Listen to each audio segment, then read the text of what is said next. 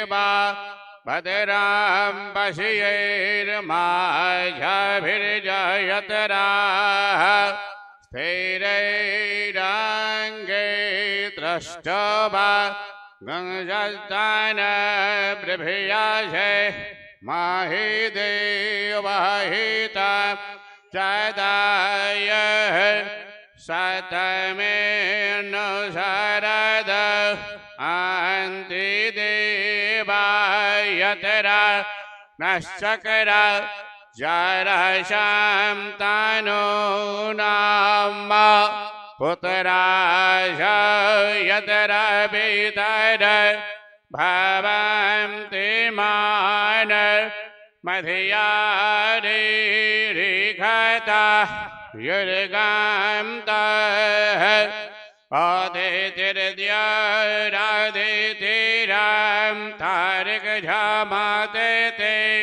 माता स पिता स पुत्राः विश्वे देवा आदितिः पंच जना आदितिर्जात्वा मातिर्जानित्वा हौ शान्तिरां तारकझक्कं शान्तिः पृथिवी शान्तिरापः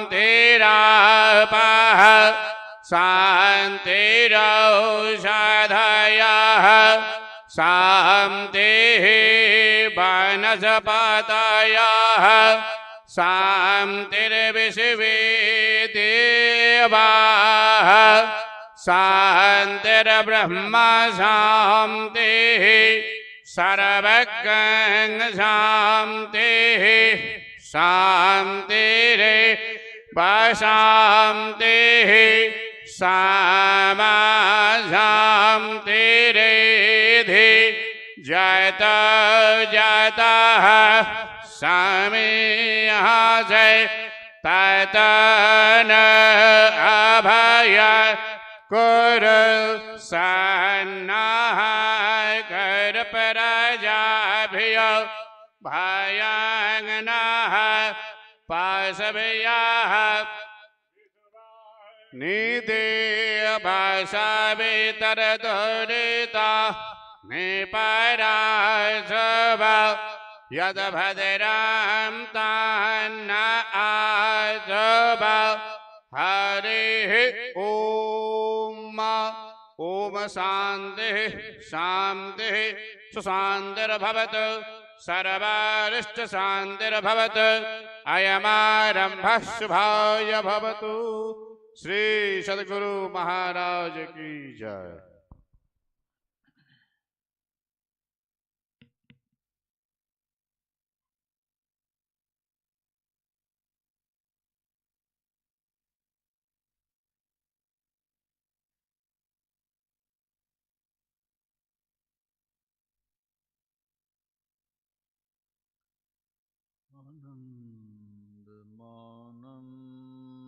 आनन्दमानन्दकरं प्रसन्नं ज्ञानस्वरूपं निजबोधरूपं योगेन्द्रमीड्यं भवरोगवैद्यं श्रीमद्गुरुं नित्यमहं नमामि। यस्याङ्घ्रिपङ्कजपरागपरप्रभावात् भूत्वा कृतिकृतिमतां श्रुतिमाचरामि तं सद्गुरुं सततसर्वसुखं सदग्र्यं वन्दे सदा विमलबोधघनं विचित्रम् वन्दो गुरुपदकन्दकृपासिन्धुनररूपहरि महामोहतमपुञ्जजासु वचनरविकर्णिकर। मेरा मुझ में कुछ नहीं जो कुछ है सब तोर, तेरा तुझको सौंपते क्या लागेगा मोर।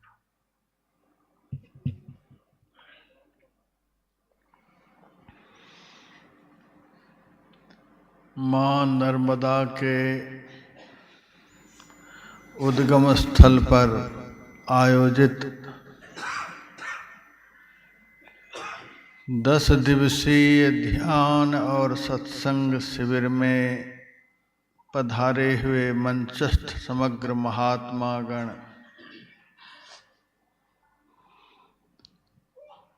मानव जीवन का सर्वोत्कृष्ट सत्कर्म करने हेतु यहाँ आए हुए सत्संग प्रेमी सज्जन वृंद, माताओं तथा बहनों,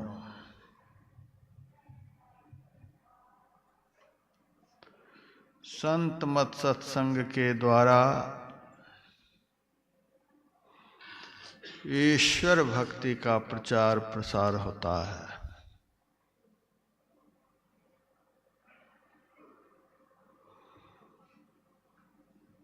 यहाँ पर ईश्वर परमात्मा की आराधना उपासना करने के लिए बतलाया जाता है। इसीलिए प्रतिदिन श्री रामचरितमानस ग्रंथ से ईश्वर भक्ति विषयक प्रसंग पाठ करके सबको सुनाया जाता है।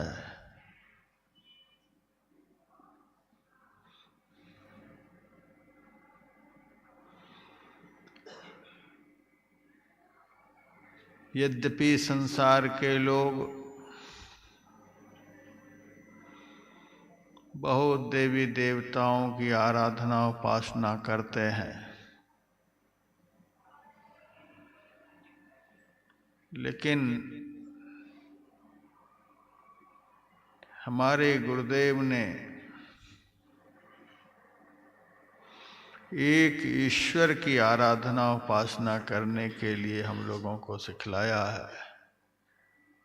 सिद्धांत पाठ में हम लोग रोज पढ़ते हैं, एक सर्वेश्वर पर अचल विश्वास, पूर्ण भरोसा, उनकी प्राप्ति अपने अंदर में होगी, इसका दृढ़ निश्चय, यह सब बतलाया है।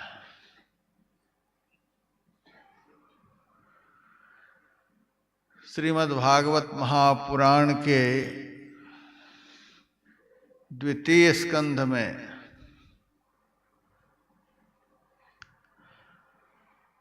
सुखदेव जी महाराज ने परीक्षित से कहा था,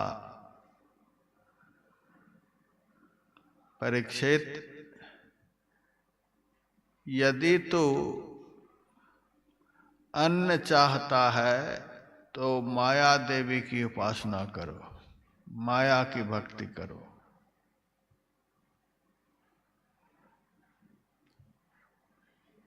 विद्या चाहते हो तो भगवान शिव की उपासना करो। दाम्पत्य जीवन सुखमय जीना चाहते हो तो पार्वती जी की उपासना करो। शारीरिक सुंदरता चाहते हो तो गंधर्वों की उपासना करो। शारीरिक बल चाहते हो तो मरुदगणों की उपासना करो। ब्रह्म तेज चाहते हो तो बृहस्पति की उपासना करो। बहुत देवी देवताओं का नाम लिया, यह चाहते हो तो इसकी उपासना करो, यह चाहते हो तो इसकी भक्ति करो। आजकल के लोग कर ही रहे हैं, लेकिन परीक्षित भगवान के बड़े चतुर भक्त थे। उन्होंने सुखदेव जी महाराज से कहा, भगवान, हम बड़े लोभी आदमी हैं,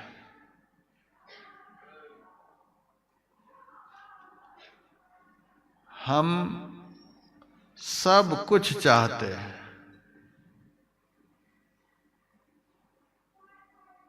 धन भी चाहते हैं, पुत्र भी चाहते हैं, विद्या भी चाहते हैं, बल भी चाहते हैं, सुंदरता चाहते हैं, ब्रह्म तेज चाहते हैं, हम सब कुछ चाहते हैं। इसीलिए हमें ऐसे देवता का नाम बताओ जो देवता अकेले ही सब कुछ देने में समर्थ हों। हमें किसी के पास जाना नहीं पड़े और एक ही जगह से हमें सब कुछ मिल जाए, उस देवता का महाराज नाम बताओ।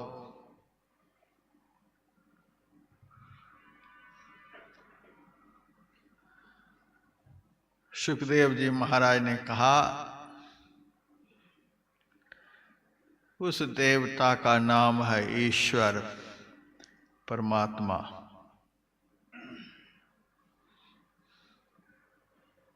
संत मत में उसी ईश्वर की उपासना करने के लिए बतलाया जाता है, जिनकी उपासना करने से सब कुछ एक ही जगह से प्राप्त हो जाता है, कहीं किसी के पास जाने की जरूरत नहीं।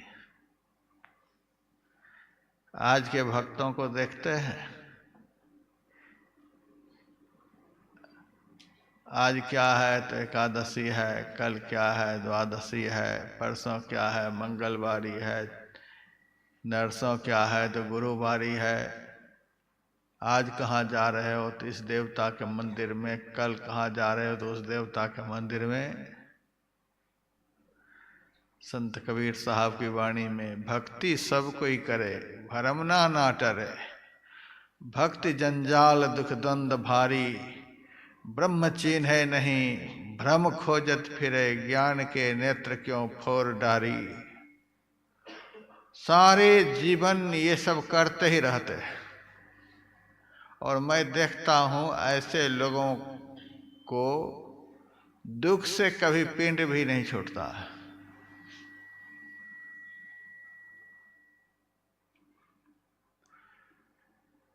अलीगढ़ में मेरा सत्संग चल रहा था, मैं भक्ति की महिमा सुना रहा था।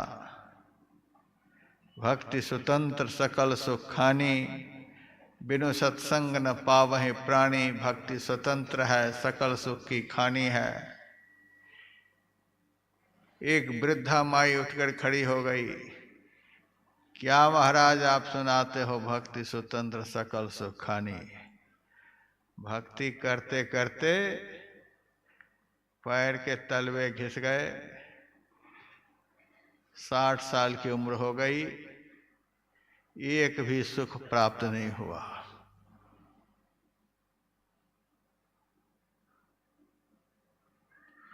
मैंने कहा कितनी देर भक्ति करती हो? माई कहती है जितनी देर मैं भक्ति करती हूं उतनी देर तू भी नहीं करता होगा। भक्ति की बात करते हो। मेरे मन में हुआ, भगवान राम का वचन है, भक्ति स्वतंत्र सकल सुख खानी। भगवान की भक्ति समग्र सुखों की खानी है। सारे सुख भगवत भक्ति से प्राप्त होते हैं। यल्लब्ध्वा पुमान् तृप्तो भवति, नारद जी कहते हैं यदि जीवन में ईश्वर की भक्ति प्राप्त हो जाए, पुमान् तृप्तो भवति, वह जीव तृप्त हो जाता है। अब ना पुत्र चाहिए, न धन चाहिए, कुछ भी नहीं चाहिए। और यह माई कहती है तू भी नहीं करता होगा जितना मैं करती हूं, और एक भी सुख हाथ नहीं लगा। क्या बात है, इस माई के जीवन में भक्ति रिएक्शन तो नहीं कर रही है। आज तक तो मैं सुना था दवाई रिएक्शन करती है, ये माई को भक्ति रिएक्शन कर रही है, एक भी सुख हाथ नहीं लगा।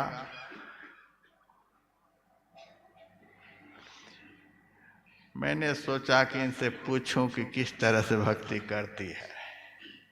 माई बताओ तो किस तरह से भक्ति करती हो, मैं भी सीख लूं। तब वो माई कहती है 4 बजे सुबह उठते हो, बिल्कुल ठंडे पानी से स्नान करती हो, गर्मी हो सर्दी हो बरसात हो, ठंडे पानी से नहाती हो।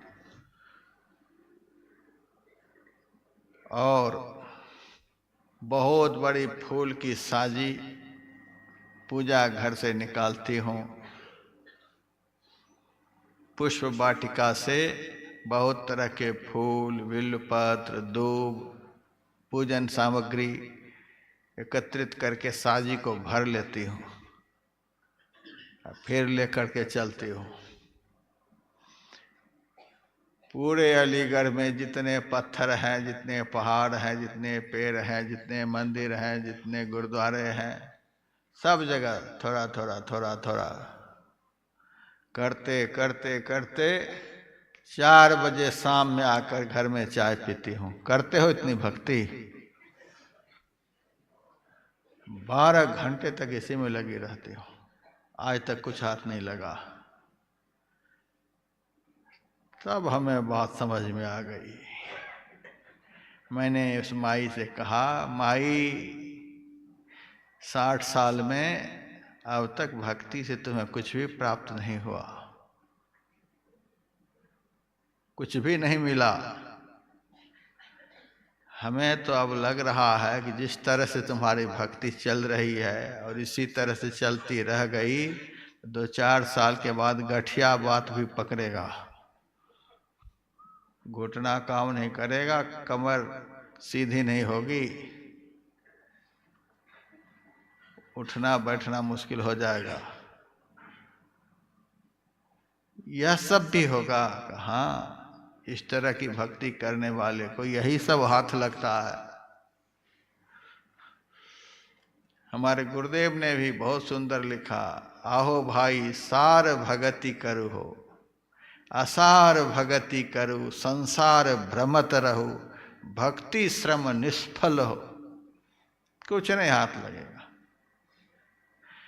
मैंने पहले आप लोगों को बता दिया, शरीर के द्वारा, इंद्रियों के द्वारा जो कुछ भी कर्म आप करेंगे, उस कर्म का परिणाम आंख बंद होते ही समाप्त।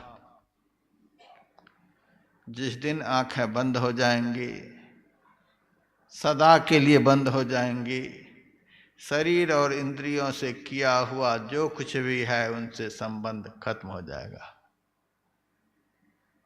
न पुत्र, न धन, न पद, न प्रतिष्ठा, न शारीरिक बल, कुछ भी नहीं, सब खत्म हो गया। इसीलिए गुरुदेव ने कहा भक्ति श्रम निष्फल हो।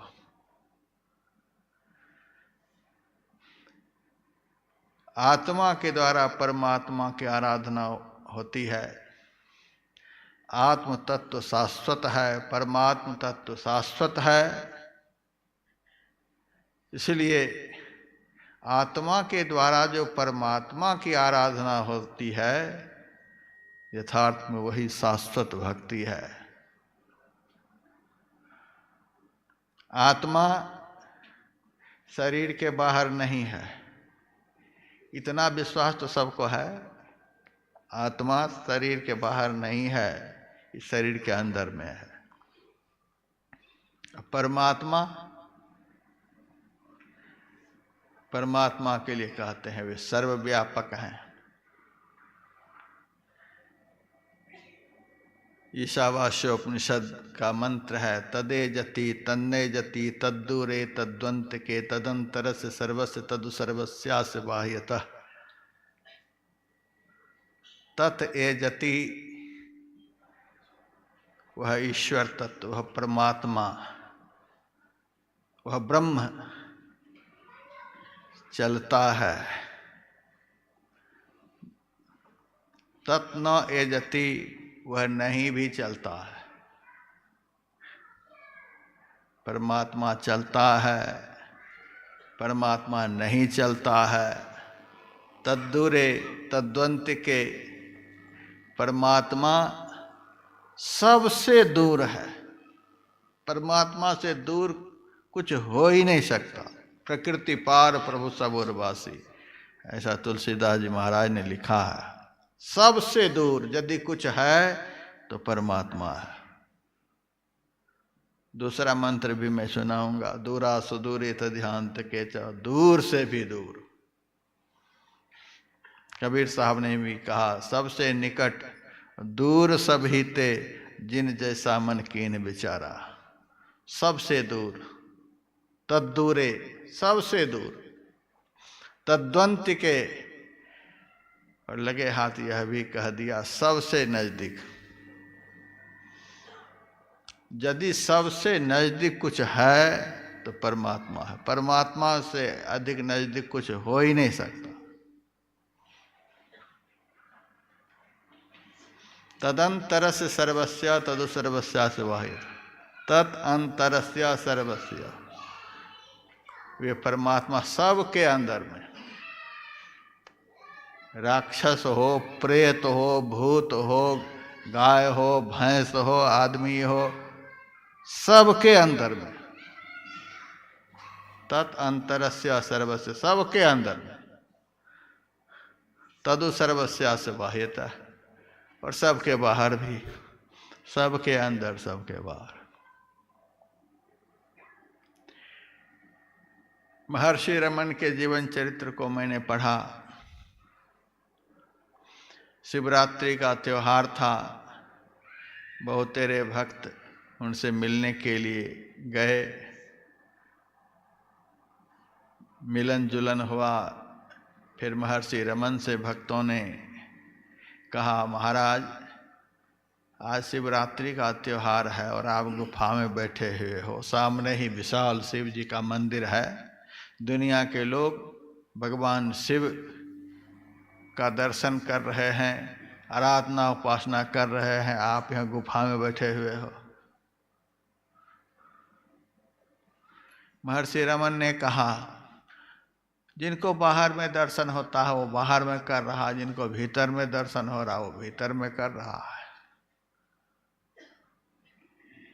हम क्या कर सकते हैं? महाराज दुनिया के लोग क्या कहेंगे? इतने बड़े महात्मा, शिवरात्रि का त्योहार और भगवान के मंदिर पास में, और भगवान के मंदिर में नहीं जाते हैं।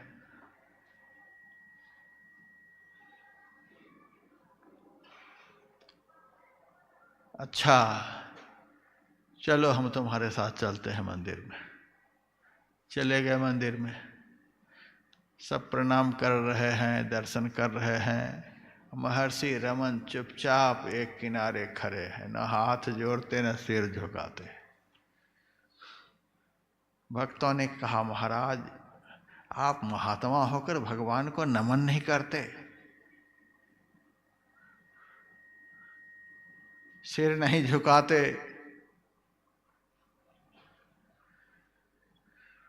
महर्षि रमन ने कहा,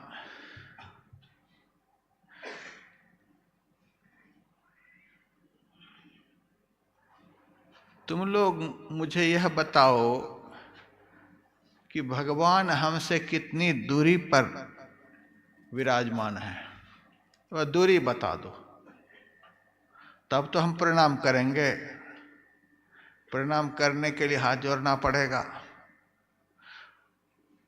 थोड़ी दूरी बताओ।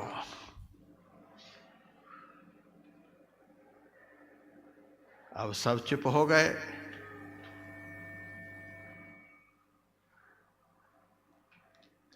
महाराज आप क्या कहना चाहते हो? महर्षि रमन ने कहा, प्रणाम उनको किया जाता है जो प्रणाम करने वाले से अलग रहता है, कुछ दूरी पर रहता है। परमात्मा हमसे कितनी दूरी पर है, वह दूरी बताओ। आत्मा और परमात्मा के बीच में दूरी कितनी है, यह दूरी बताओ। कोई भी नहीं बता पाए। महर्षि रमन ने कहा, बड़ी मुश्किल से तो 2 से 1 बन पाए हैं और फिर 1 से 2 करना चाहते हो। आत्मा और परमात्मा के बीच में दूरी है ही नहीं। गोस्वामी लक्ष्मीनाथ परमहंस कहते हैं राम आदि और अंत है, मध्य राम परिपूर्ण। लेकिन ऐसा अनुभव होता है किसको? कहते हैं लक्षण संत को लखी परत। ऐसा अनुभव संत को होता है कि आदि में भी है, अंत में भी है, मध्य में भी है, सबके अंदर हैं, सबके बाहर हैं, सर्वत्र हैं। ऐसा अनुभव संत को होता है। लक्षण संत को लखी परत, दुर्जन को अति दूर। आत्मज्ञान विहीन जो लोग हैं, आत्मज्ञान बिना सब भटके, क्या मथुरा क्या काशी, उनके लिए परमात्मा बहुत दूर है।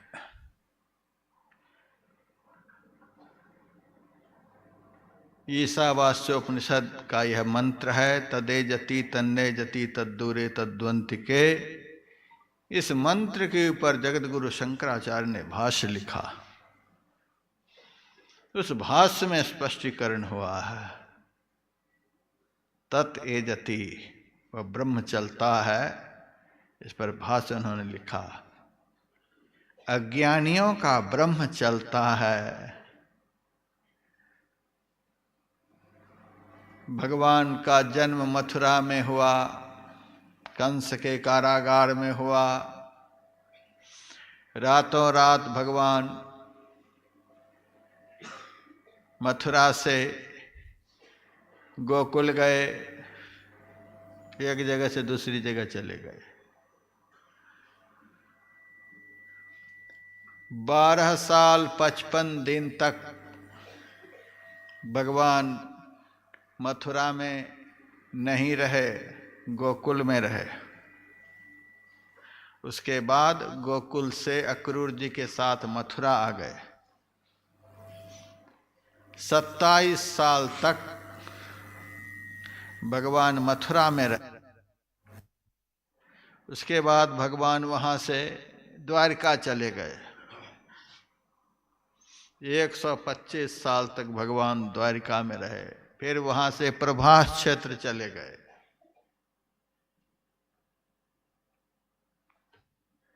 एक दिन भगवान का निवास प्रभास क्षेत्र में भी हुआ। फिर वहां से भगवान अपने धाम चले गए।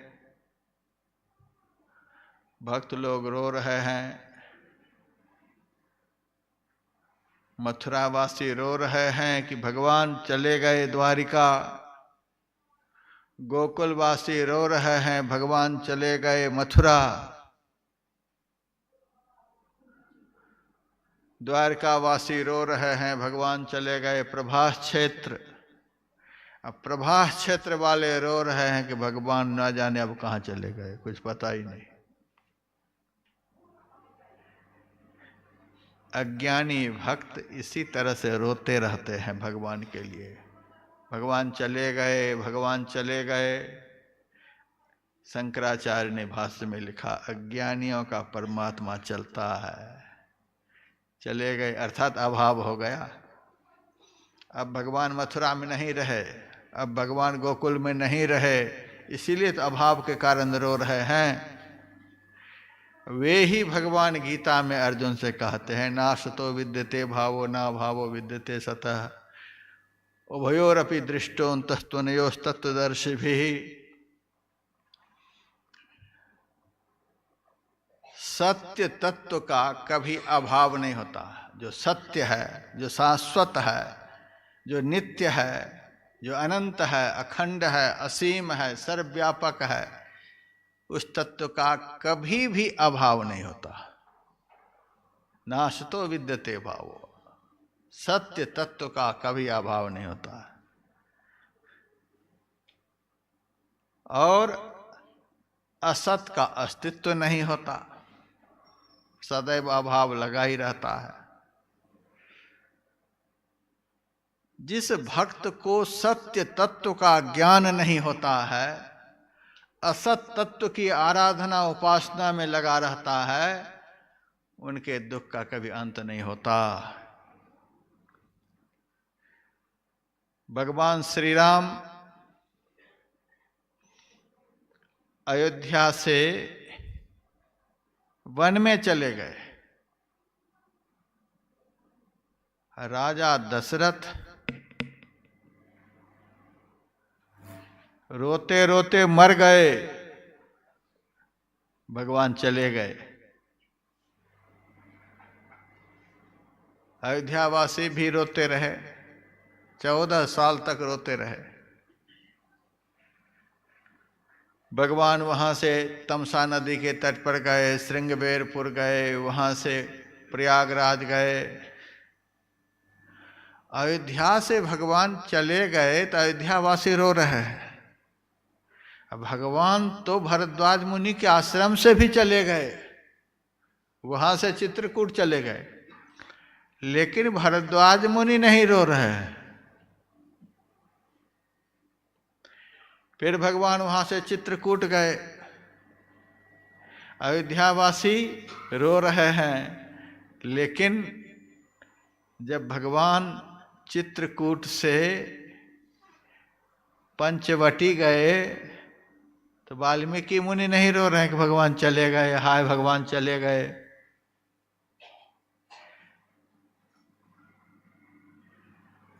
पंचवटी से भगवान और आगे निकले, वहाँ दंडकारण्य के ऋषि अगस्त्य जी, सुतीक्षण जी नहीं रो रहे कि भगवान चले गए। क्या बात है कि भक्ति तो अयोध्या वासियों के अंदर भी थी, लेकिन वे भगवान को शरीरधारी समझते थे।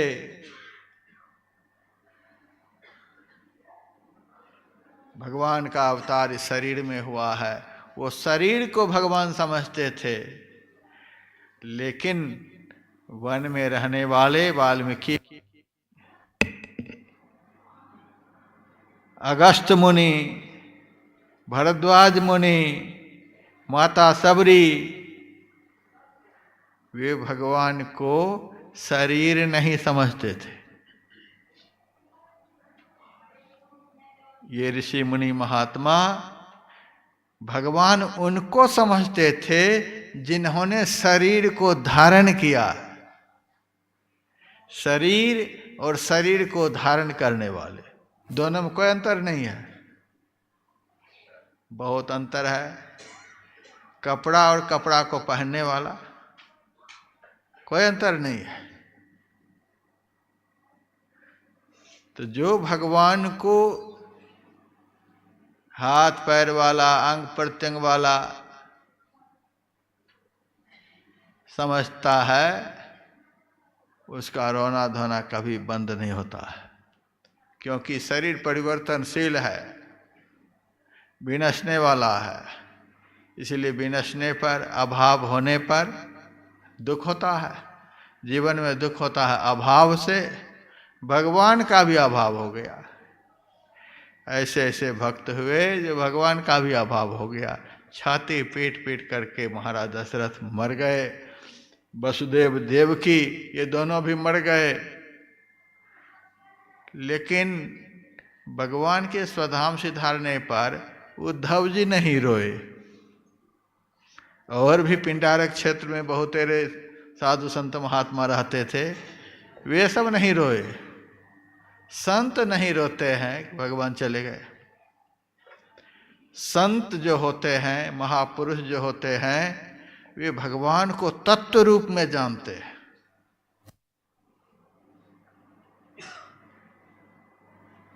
वाल्मीकि मुनि से भगवान श्री राम ने पूछा, महाराज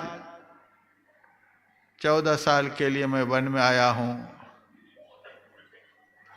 आप कृपा करके बताओ मैं वन में कहाँ रहूं।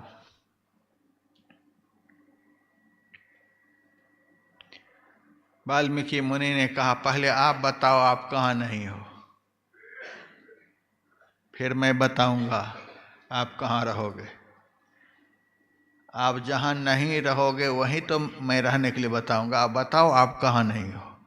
पूछे हूँ मोहि के रहे हो, कहाँ मैं पूछत तक चाऊँ, जहन हो तह देहु कई तुम्हें दिखाऊं ठाऊं। आप बताओ पहले कि आप कहाँ नहीं हो। भगवान मुस्कुराने लगे, यह महात्मा तो मेरा पोल खोल देना चाहता है। जहाँ भगवान का भी पोल खुल जाता है वही संत का दरबार है। हम लोगों का अहोभाग्य है कि ऐसे संत के दरबार में यहाँ बैठे हुए हैं जहाँ भगवान का भी पोल खुल जाता है। इसीलिए संत मत सत्संग के द्वारा ईश्वर भक्ति का प्रचार होता है। जिस भक्ति को करके ये ऋषि मुनि महात्मा निर्भ्रांत हो गए, कोई भ्रम नहीं रह गया, भगवान का भी पोल खुल गया। 3.5 हाथ का शरीर है भगवान का, और वाल्मीकि मुनि कहते हैं राम स्वरूप तुम्हार बचन अगोचर बुद्धि पर, अविगत अकथ अपार नेत नेत नित निगम कह। हे राम, आप मेरे से पूछते हो कि मैं कहाँ रहूं, क्या समझते हो मैं आपको नहीं जानता हूं। राम स्वरूप तुम्हार, आपका जो असली स्वरूप है वचन अगोचर बुद्धि पर, वाणी से परे, बुद्धि से परे, इंद्रियों से परे आपका वास्तविक स्वरूप जो है वह सर्वव्यापक है, अकथ है, अपार है।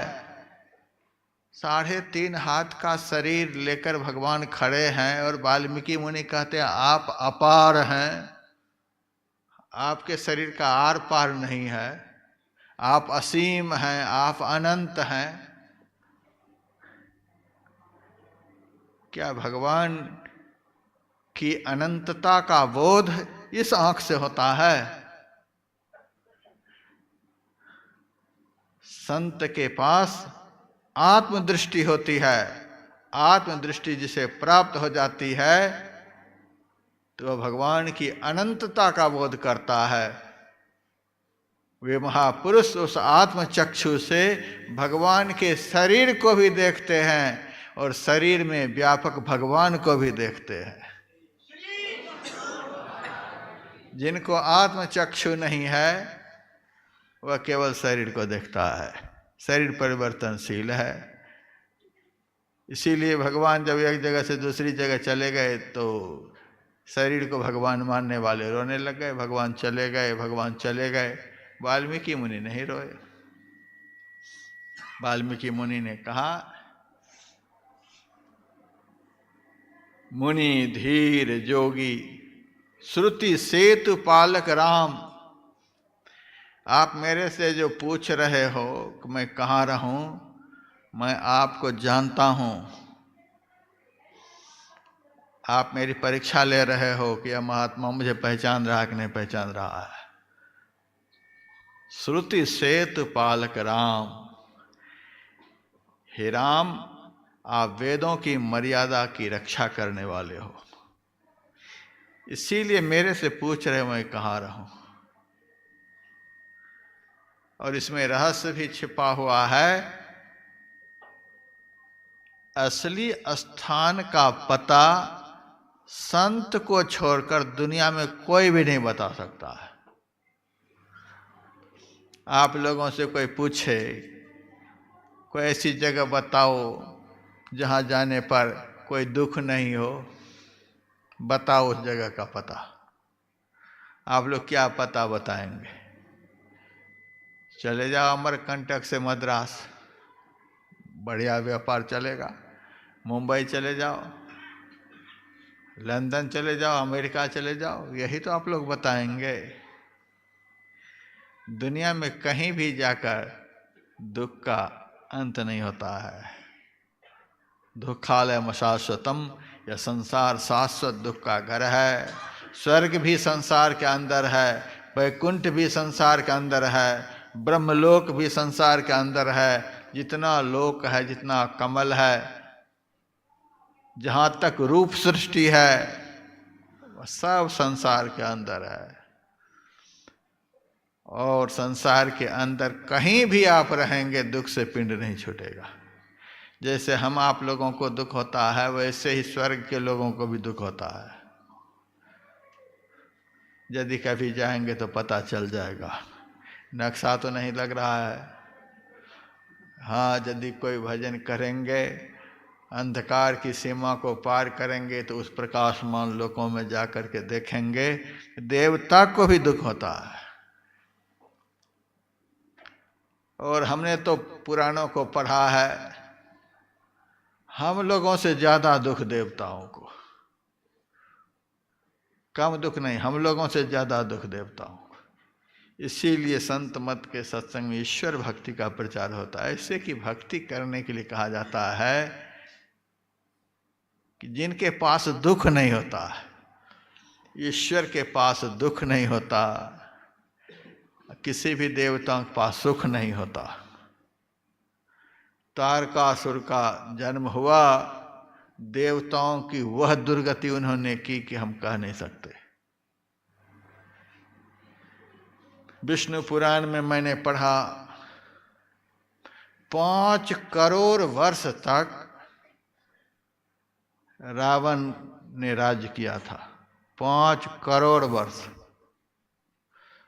सब बड़े बड़े देवताओं को पकड़ पकड़ कर कारागार में बंद कर दिया था, पानी भी नहीं देता था। थोड़े बहुत देवताओं से चाकरी कराता था, वरुण को कहता था ले आ बाल्टी में पानी। सब देवी देवता से चाकरी कराता था, जिनको ऐंठ थी उनको कारागार में बंद कर दिया। 5 करोड़ वर्ष, इतनी लंबी सजा आज तक किसी को मिली होगी? ये उम्र कैद भी फेल है।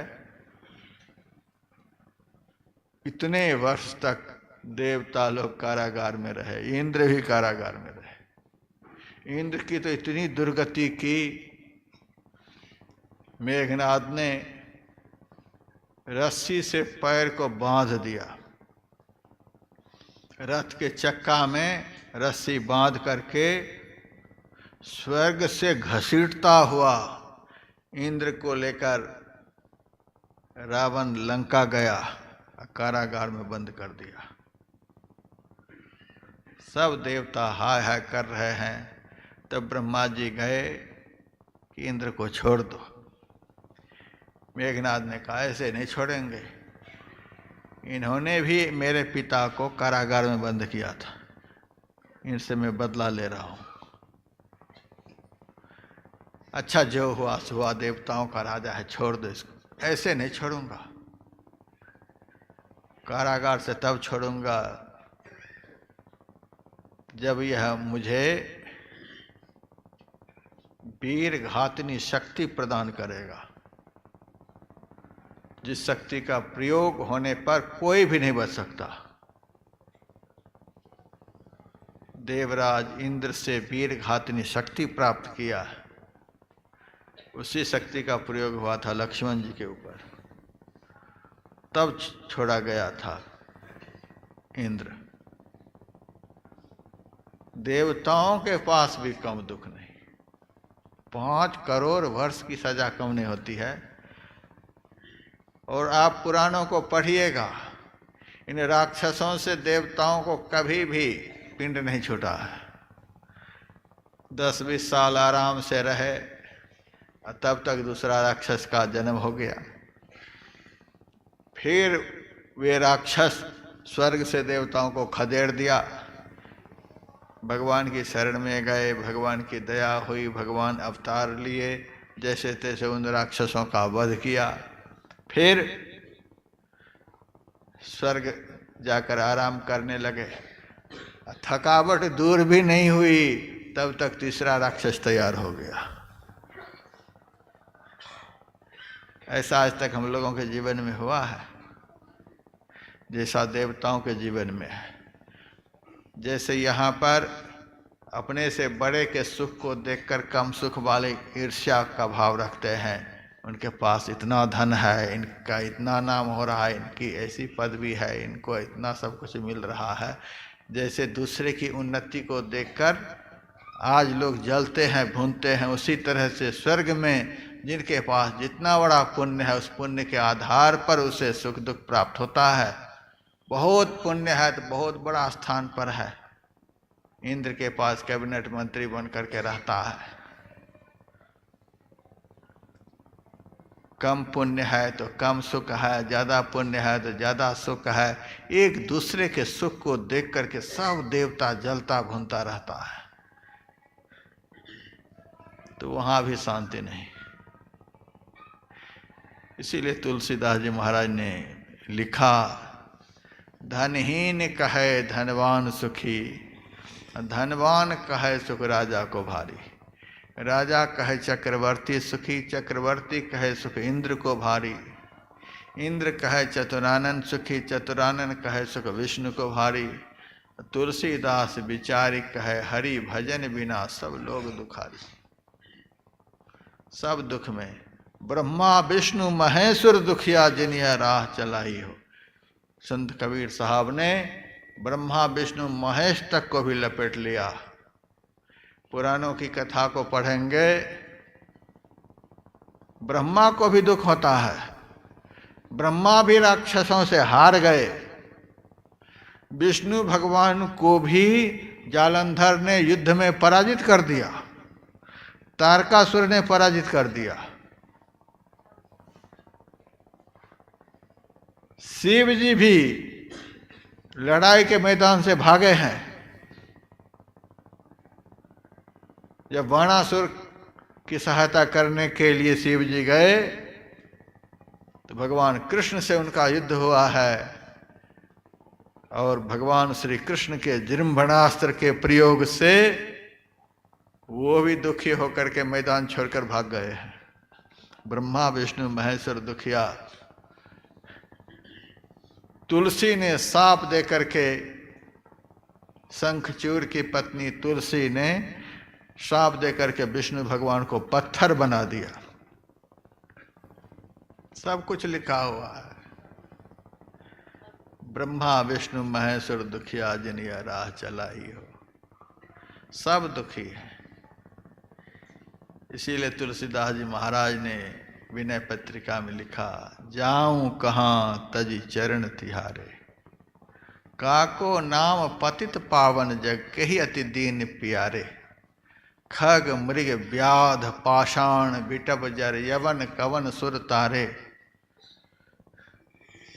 जाऊं कहाँ तज चरण तिहारे। देव दनुज मुनि नाग मनुज सब माया विवश विचारे। तिनके हाथ दास तुलसी प्रभु कहा अपन पौहारे।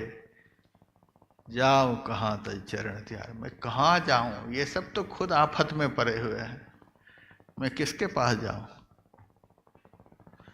संत मत के सत्संग में ऐसे की भक्ति करने के लिए, ऐसे की आराधना उपासना करने के लिए बतलाया जाता है कि जिनकी आराधना उपासना करने के बाद सदा सदा के लिए दुख से क्लेश से पिंड छूट जाता है। गुरु महाराज की वाणी में, छूटे वो दुख को देश गुरु गम पाए कही, सतगुरु देवी साहब दया में गाय दई। छूटे वो दुख को देश, दुखमय संसार से पिंड छूट गया।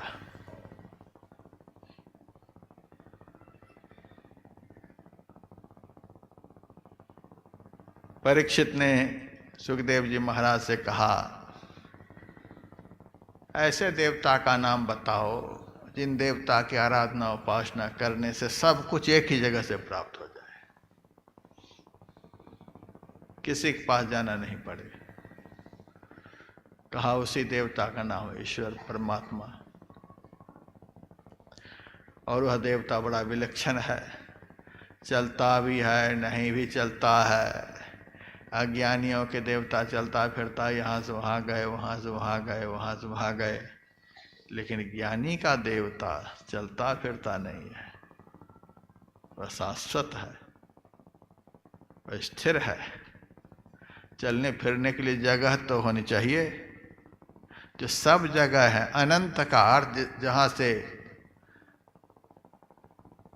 कोई अभाव नहीं हो, खंड नहीं हो, जगह नहीं हो, उसी को अनंत कहते हैं। अंत रहित परमात्मा का कहीं से अंत है ही नहीं, सब जगह है। तो हिलेंगे डुलेंगे कैसे, अखंड है वो। बीच में फासला हो तब तो हिलना डुलना हो, फासला है ही नहीं। प्रभु जी व्यापक जनु गगन रहा ही, जैसे आकाश सारे तत्वों में व्यापक होते हैं, वैसे ही परमात्मा सब में व्यापक होते हैं, कहीं से खाली है ही नहीं। पलटू साहब कहते हैं पूरब में राम है, पश्चिम में खुदाए है, उत्तर और दक्षिण कहो कौन रहता। मुसलमान लोग कहते हैं कि खुदा काबा में रहते हैं, मक्का में रहते हैं, इसीलिए पश्चिम की ओर मुंह करके नमाज अदा करते हैं। हिंदू लोग पूरब मुंह होकर के पूजा पाठ करते हैं। कोई कहते हैं पूरब में राम है, कोई कहते हैं पश्चिम में खुदा है। तो पलटू साहब कहते हैं उत्तर और दक्षिण कहो कौन रहता, ये दोनों दिशा खाली है।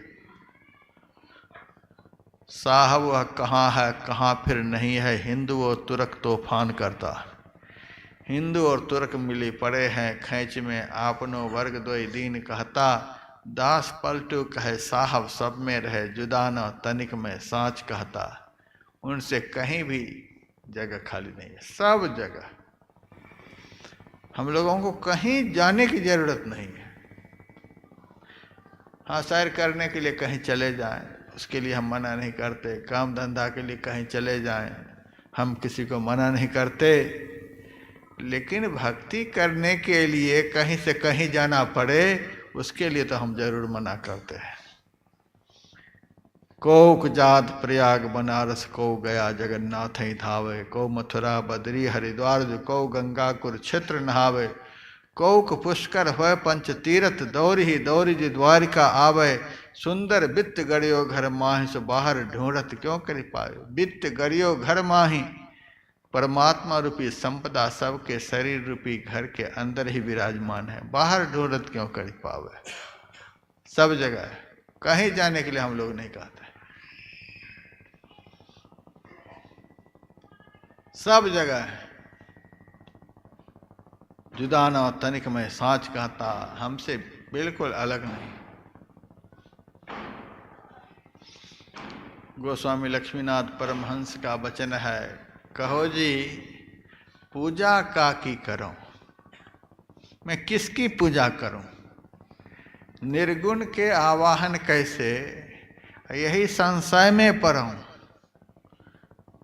जो सब जगह है, सब जगह विराजमान है, जिनसे कोई स्थान खाली नहीं है, उसको मैं कहाँ से बुलाऊं।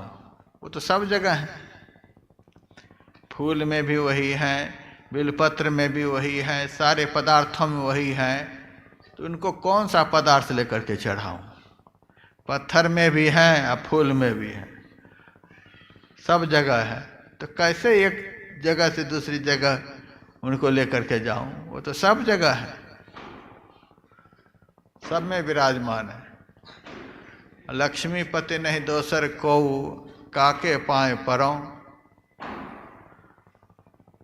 वो हमसे भिन्न है ही नहीं, मैं कैसे उनको प्रणाम करूं। हमसे बिल्कुल अलग है ही नहीं, हमसे उनकी कोई दूरी है ही नहीं, कैसे मैं उनको प्रणाम करूं। काके पाए पड़ो। संत का तो यह अनुभव है, इतना सुनाने के बाद भी भजन तो गाते रहेंगे, लेकिन साजी लेकर के पूरे नगर घूमते रहेंगे। आजकल लोग संत को मानते हैं, लेकिन संत की नहीं मानते। राम को मानते हैं, राम की नहीं मानते। 30-32 साल पहले ऋषिकेश में गंगा के किनारे गुफा बनाकर मैं रहता था। ऊपर होकर के एक सड़क निकली है जो नीलकंठ जाती है। उसी रास्ते होकर के बहुत कांवरिया सावन के महीना में नीलकंठ भगवान को जल चढ़ाने के लिए जाते। एक दिन संयोग से मैं गुफा से बाहर निकला, सड़क पर गया, देखा बहुत तेरे भक्त जा रहे हैं। बोल बम बोल बम। मैंने एक से पूछा कि बोल बम करते हुए जा रहे, बोल बम का क्या अर्थ होता है? महाराज इसका तो मुझे पता नहीं। तो फिर काहे के लिए बोलते हो? हम क्या बोल रहे हैं हमको कुछ पता नहीं, तो फिर बोलते क्यों हैं? कहा आगे वाला जो बोल रहा है इसीलिए मैं भी बोल रहा हूं। आगे वाला कुछ बोलेगा तो तुम भी बोलने लग जाओगे। ये है भक्ति, इसको भेड़िया धसान भक्ति कहते हैं। आगे को देख करके हम भी शुरू कर दिए, सब बोल रहे हैं बोल बम तो हम भी बोल रहे हैं। मैंने कहा बताओ अर्थ क्या होता है? महाराज मुझे पता नहीं, आप बताओ।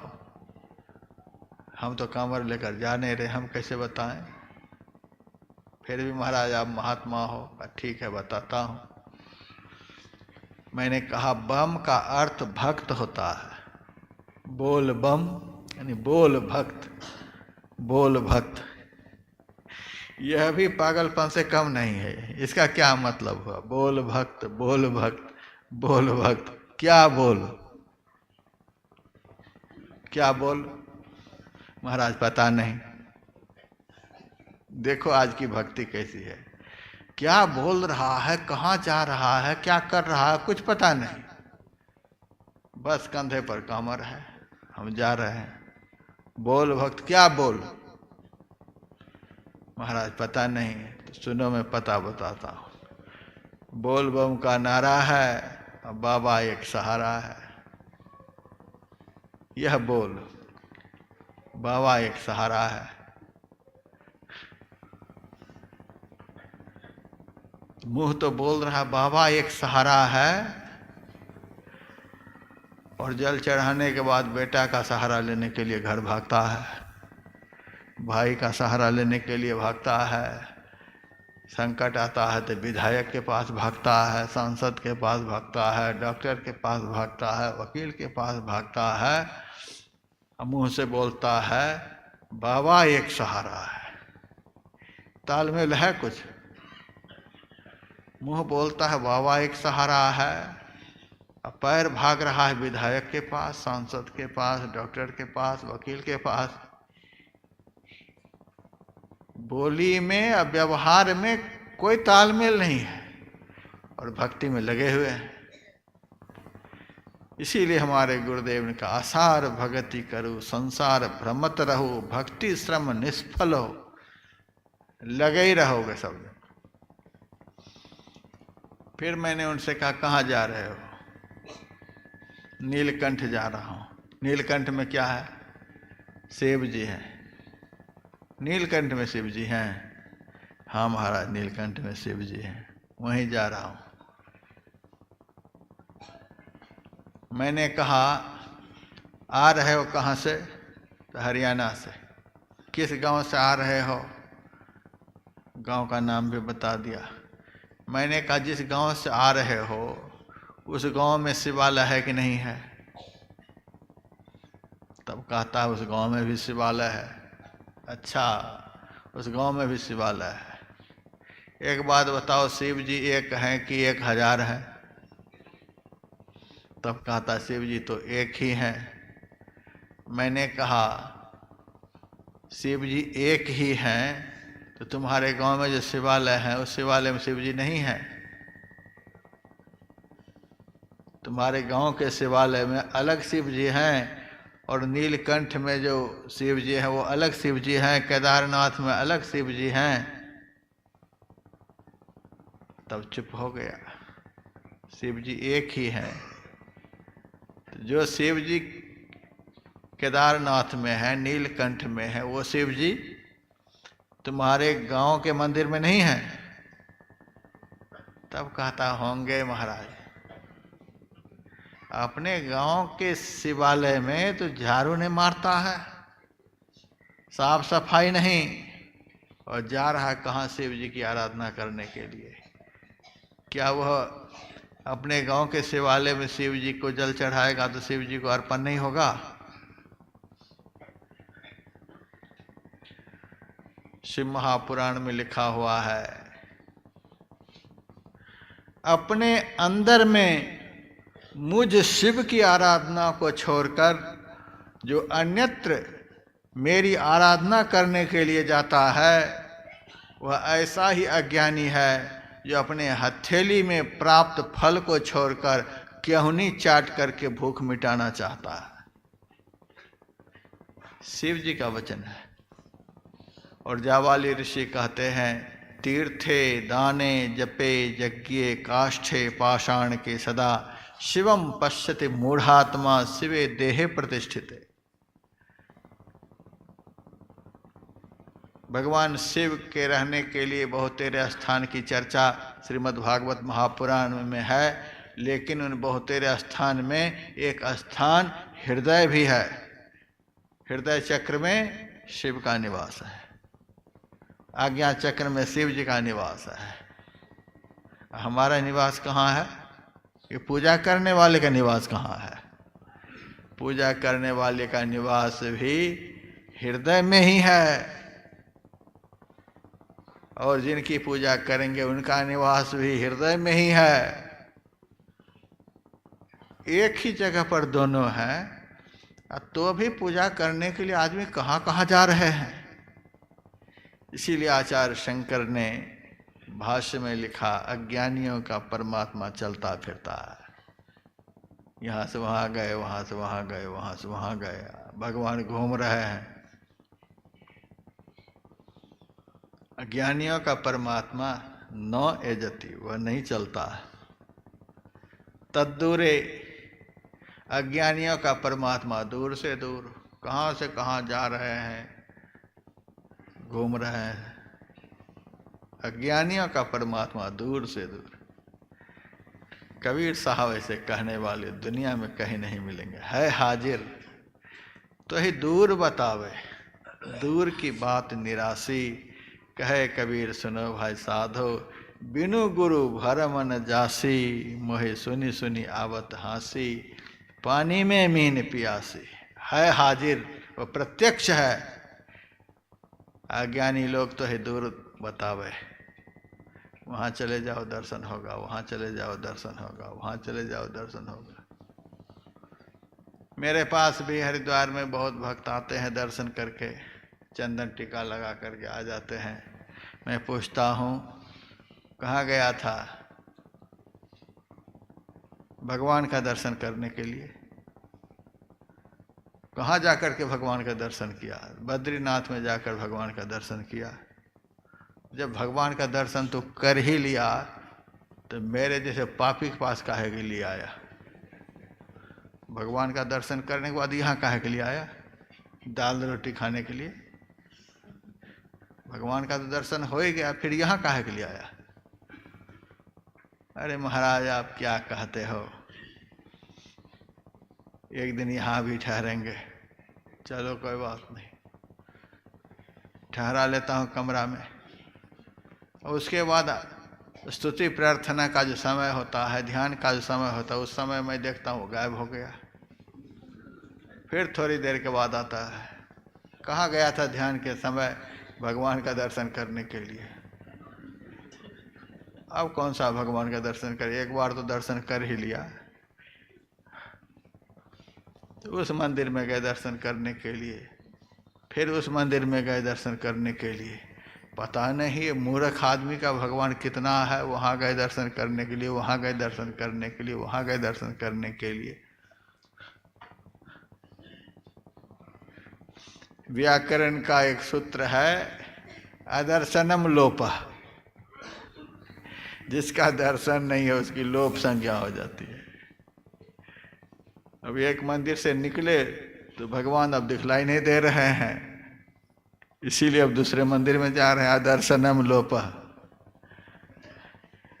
फिर दूसरे मंदिर से निकलते हैं, फिर भगवान गायब हो जाता है। फिर तीसरे मंदिर में जाते हैं, फिर वहाँ भगवान का दर्शन करते हैं। फिर वहाँ से निकलते हैं, फिर भगवान गायब। ये तो मंदिर से निकलते ही भगवान गायब, मंदिर से निकलते ही भगवान गायब। ये कौन भगवान की पूजा करते हैं पता ही नहीं चलता है। क्या भगवान ऐसा ही होता है आदमी की तरह? यहाँ से वहाँ चले गए, वहाँ से वहाँ चले गए, वहाँ से वहाँ चले गए। भगवान के लिए तो कहते हैं तदु सर्वस्या से बाह्यता तदंतरस्य सर्वस्व, वो सबके अंदर में है, सबके बाहर में है, सब जगह है। जब भगवान सब जगह हैं, दर्शन कर लिया तो गायब कैसे हो गया? फिर दूसरी जगह जा रहे दर्शन करने के लिए। यदि सब जगह रहने वाले भगवान का दर्शन हो गया होता तो एक जगह से दूसरी जगह जाना नहीं पड़ता। हमारे गुरु महाराज कुप्पा घाट में आकर के बैठ गए, अब कहीं नहीं जा रहे, कमरे में पड़े हुए। कबीर कुटिया में बैठे हैं, नानक कुटिया में बैठे हैं, रैदास जी कुटिया में बैठे हैं, मीरा कुटिया में बैठी हुई हैं। सारे संत उस व्यापक ब्रह्म का दर्शन करके स्थिर हो गए। और आज के भगत लोग इस मंदिर से उस मंदिर में, उस मंदिर से उस मंदिर में। आचार्य शंकर ने कहा अज्ञानियों का परमात्मा चलता फिरता है, ज्ञानियों का परमात्मा स्थिर है, वो कहीं नहीं जाते, बैठे हुए हैं। अज्ञानियों का परमात्मा दूर से दूर, कहाँ मल्लिकार्जुन जा रहे हैं, कहाँ तिरुपति जा रहे हैं, कहाँ कहाँ जा रहे हैं, दूर से दूर। अज्ञानियों का परमात्मा दूर से दूर। अज्ञानियों का परमात्मा नजदीक से नजदीक, तो कहीं नहीं जाते। सबसे नजदीक यदि परमात्मा है, यदि सबसे नजदीक कुछ है तो परमात्मा है। हमसे बिल्कुल अलग है ही नहीं।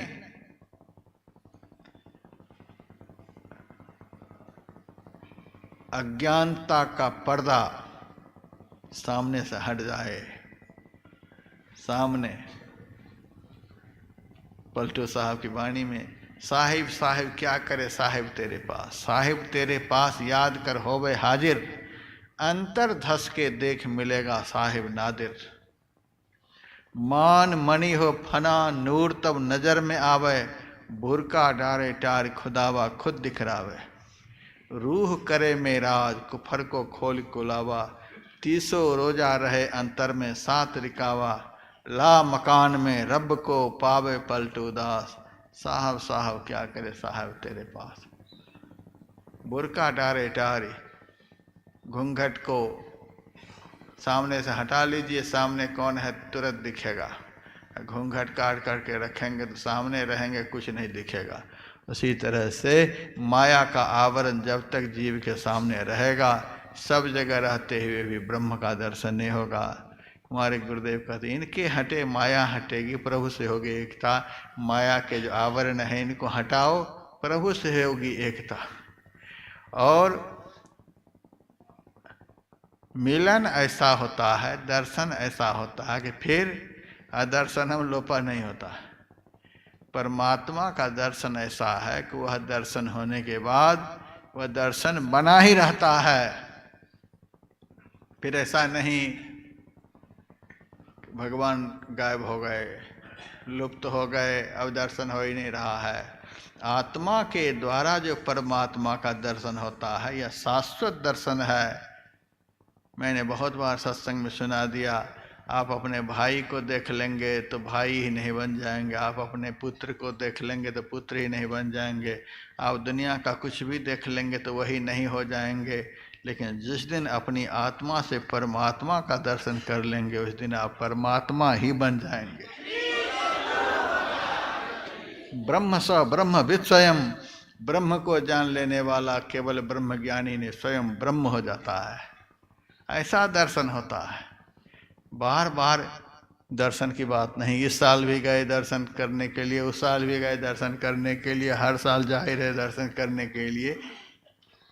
ये तो लगता है कोई आदमी है, दर्शन करके निकले फिर गायब हो गया, दर्शन करके निकले फिर गायब हो गया। ऐसा परमात्मा का दर्शन नहीं होता। ऐसे दर्शन अज्ञानी लोग करते हैं। ज्ञानियों का दर्शन तो ऐसा होता है जो शाश्वत दर्शन बना ही रहता है। वह दर्शन सदैव बना ही रहता है। हमारे गुरुदेव जो गुफा के अंदर से निकले थे तब उनके मुंह से कबीर की वाणी निकल रही थी, बाजे एक तार सुनब दिन रतिया, अविगत तार अलख गति गाजे, सुनत सुनत शीतल भई छतिया, बाजे एक तार सुनब दिन रतिया। दिन रात दर्शन, सदा दिवाली संत की, आठों पहर बसंत, ऐसा दर्शन होता है। ज्ञानियों का परमात्मा नजदीक से नजदीक, अज्ञानियों का परमात्मा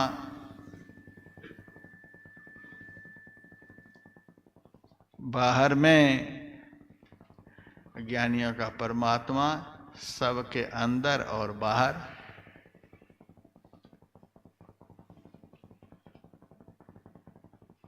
सुखदेव जी महाराज ने कहा, यदि तुम सब कुछ एक ही जगह से चाहते हो तो ऐसे परमात्मा की उपासना करो। बाकी जितने देवी देवता हैं खाली हाथ किसी भी भक्त से खुश नहीं होते। किसी भी देवताओं के मंदिर में जाइए, बाहर में ही दुकानें लगी हुई होती हैं, नारियल बेचते रहते हैं और भी बहुत सामान। आप लेकर के जाइए, पूजा करिए, तब खुश होंगे। जितने देवी देवता हैं अकेले ही सब कुछ नहीं दे सकते और बिना लिए कुछ नहीं देंगे। एक एक चीज एक एक देवता देते हैं, लेकिन वो चीज भी फ्री में नहीं, पहले आप भी कुछ चीज चढ़ाओ। परमात्मा अकेले ही सब कुछ देने में समर्थ हैं, लेकिन उस परमात्मा की उपासना, उस परमात्मा की भक्ति क्या लेकर के करेंगे? क्या उनको चढ़ाना पड़ेगा? क्या देकर उनको आप खुश करेंगे?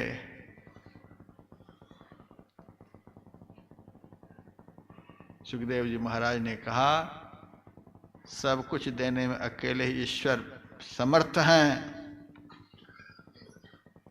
परीक्षित ने कहा, सभी देवी देवता तो इन चीज़ों से खुश होते हैं, उन चीज़ों से खुश होते हैं, जो परमात्मा अकेले ही सब कुछ देने में समर्थ हैं, उस परमात्मा की उपासना हम क्या देकर करेंगे? उस परमात्मा की भक्ति क्या अर्पण करके हम करेंगे?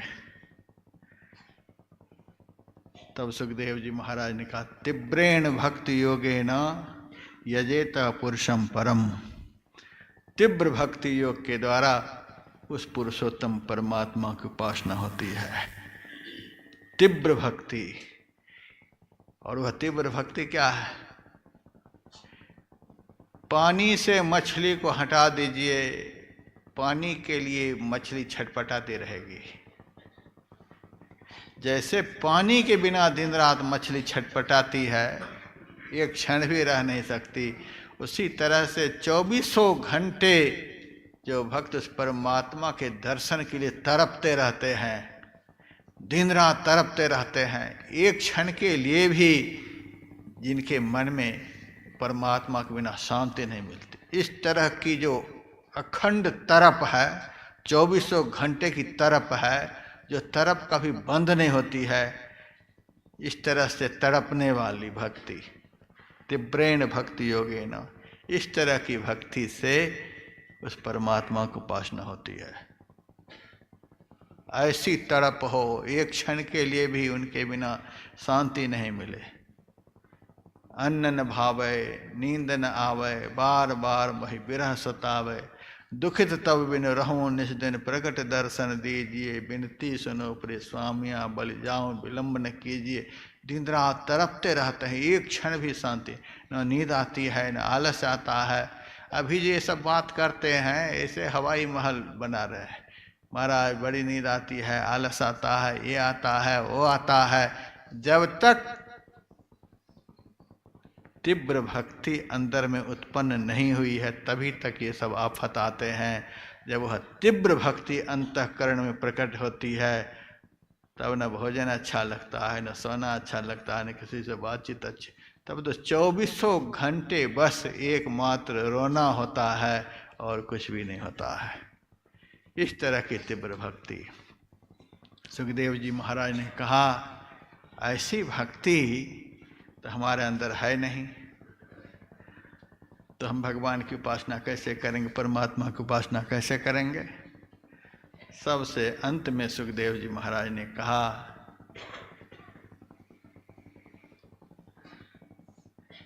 हे परीक्षित, ऐसी तीव्र भक्ति संत के संग से प्राप्त होती है। इसीलिए पहुंचे हुए संत का संग करो, पहुंचे हुए संत का संग करो। संत क्या देते हैं? परमात्मा से मिलने के लिए भक्ति की तीव्रता प्रदान करते हैं। तीव्र भक्ति के स्वरूप संत होते हैं। संत के संग से ही तीव्र भक्ति की प्राप्ति होती है।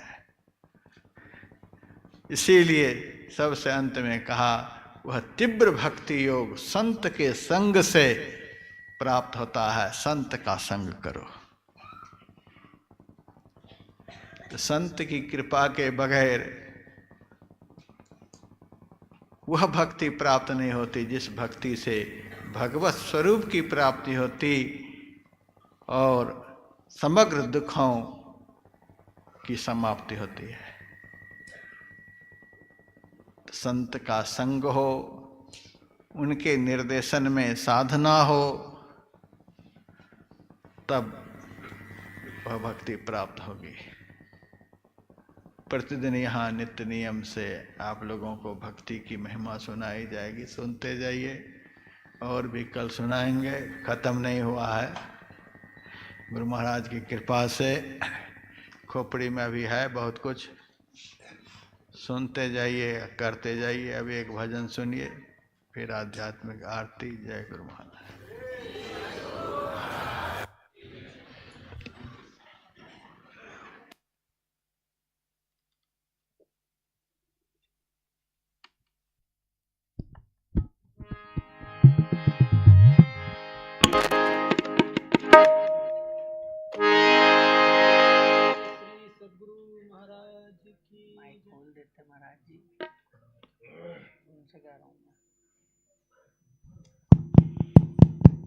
श्री सद्गुरु महाराज की जय।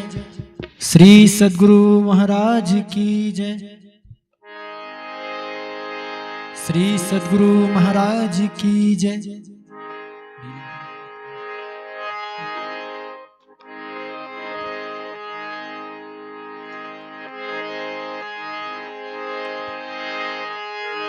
कण कण में जो रमा है, हर दिल में है समाया। उसकी उपासना भी, उसकी उपासना भी कर्तव्य है बताया। कण कण में जो रमा है, हर दिल में है समाया। कण कण में जो रमा है, हर दिल में है समाया। उसकी उपासना भी, उसकी उपासना भी कर्तव्य है बताया।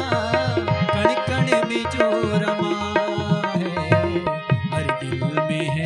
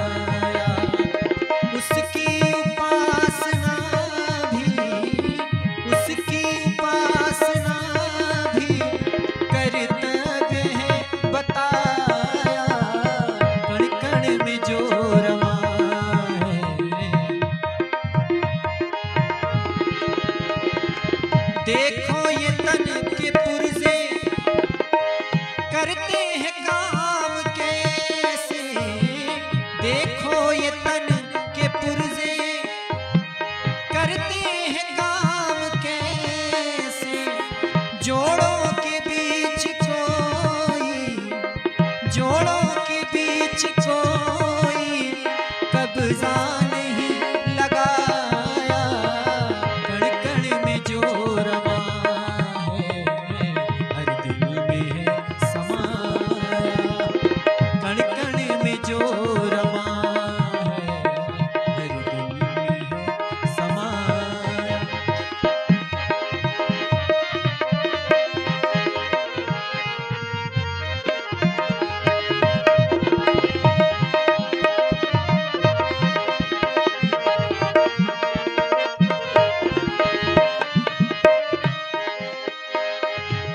एक पल में रोशनी से सारा जहान चमका, एक पल में रोशनी से सारा जहान चमका, सूरज का एक दीपक, सूरज का एक दीपक आकाश में जलाया, कण कण में जो रमा है हर दिल में है समाया, कण कण में जो रमा है हर दिल में है समाया। उसकी उपासना भी कर्तव्य है बताया, कण कण में जो रमा है हर दिल में है समाया।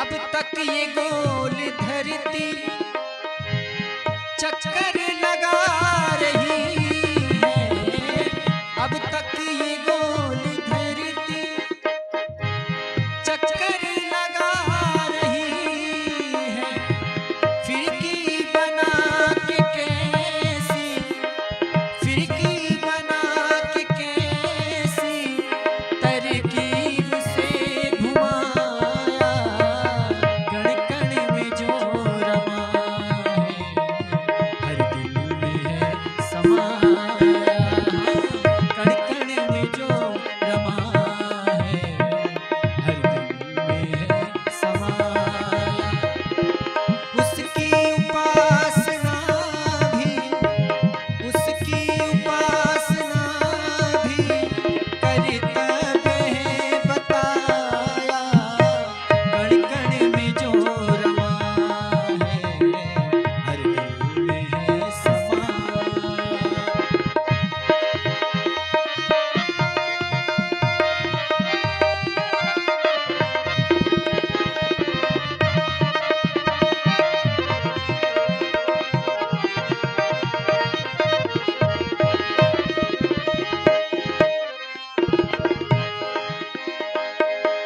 कठपुतलियों का हमने देखा जब तमाशा, कठपुतलियों का हमने देखा जब तमाशा, छुप कर किसी ने सबको, छुप कर किसी ने सबको संकेत से नचाया, कण कण में जो रमा है हर दिल में है समाया,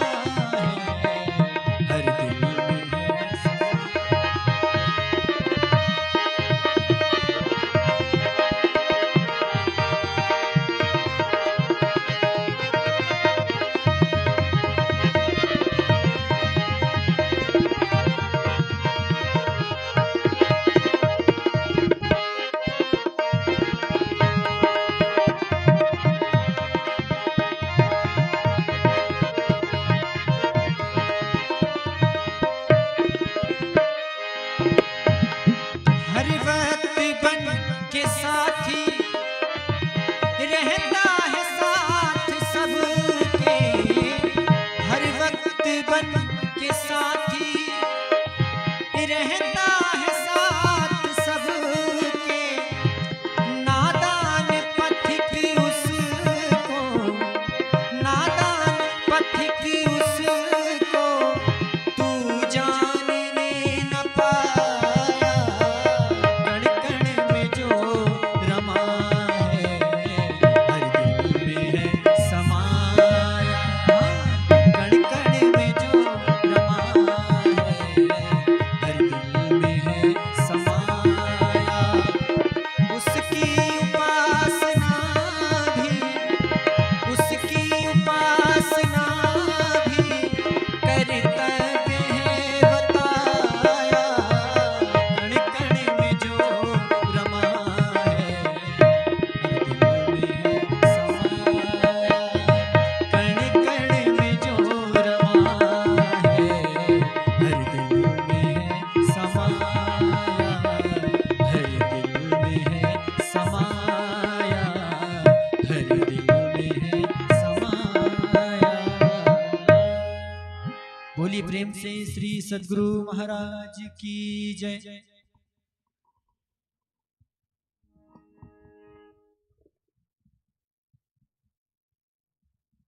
आरती संग सतगुरु के की जय।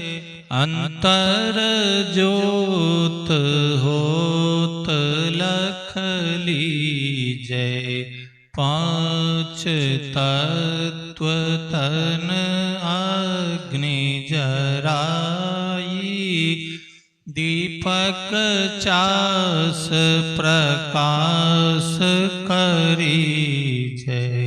गगन थाल रवि शशि फल फूला। मूल कपूर कलश धर दीजय। अक्षत नभ तारे मुक्ताहल। पोहा पमाल हिय हार गुही जय। सेत पान मिष्टान मिठाई। चंदन धूप दीप सब चीजय। झलक झांझ मन मीन मजीरा। मधुर मधुर धुनि मृदंग सुनी जय। सर्व सुगंध उरि चले आकाशा। मधुकर कमल केली धुनि धीजय। निर्मल ज्योत जरत घट माही। देखत दृष्टि दोष सब छीजय। अधर धार अमृत बही आवे। सतमत द्वार अमर रस भीजय। पी पी होय सुरत मतवाली। चढ़ी चढ़ी उमगी अमीरस रीजय। कोट भान छवि तेज उजाली। अलख पार लखीला लगी जय। छिन छिन सुरत आधर पर राखे। गुरु प्रसाद अगम रस पीजय। दमकत करक करक गुरु धामा। उलटिया लल तो तन तीजय। आरती तन मंदिर में कीजय। दृष्टि युगल कर सन्मुख दीजय। चमके बिंदु सूक्ष्म अति उज्ज्वल ब्रह्म ज्योति अनुपम लख लीजय। जगमग जगमग रूप ब्रह्मांडा निरखी निरखी ज्योति जदी जय। शब्द सूरत अभ्यास सरल तर करी करी सा शब्द गहिली जय। ऐसी युगति काया गढ़ त्यागी भव भ्रम भेद सकल मल छीजय। भव खंडन आरती यह निर्मल करी में ही अमृत रस पीजय। आरती तन मंदिर में कीजय। दृष्टि युगल कर सन्मुख दीजय। बोलिए प्रेम से श्री सद्गुरु महाराज की जय। सब संतन की जय। सत्संग महात्म्य की जय। वैदिक धर्म की जय। जय गुरु महाराज, जय गुरु महाराज, जय गुरु महाराज। श्री सद्गुरु महाराज की जय। सब कोई बाहर में प्रसाद ले लीजिएगा।